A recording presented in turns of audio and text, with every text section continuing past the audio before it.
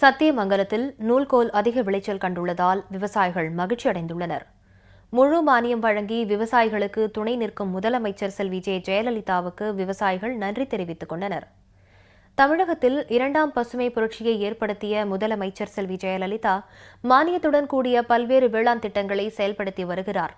இதன் காரணமாக விவசாயிகள் அதிக விளைச்சல் கண்டு லாபம் ஈட்டி வருகின்றனர்.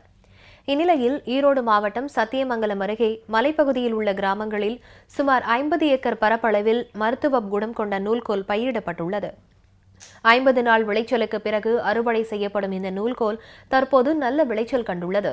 இதனால் மகிழ்ச்சி அடைந்துள்ள விவசாயிகள் தோட்டக்கலைத்துறை மூலம் மானிய விலையில் தரமான விதைகள், 100% மானியத்துடன் சொட்டுநீர் பாசன வசதி போன்றவைகளை வழங்கிய முதலமைச்சர் செல்வி ஜெயலலிதாவுக்கு நெஞ்சார்ந்த நன்றியை தெரிவித்துக் கொண்டனர். இப்போ நாங்கள் நூல்காவில் விவசாயம் பண்ணிட்டுருக்கிறேன்.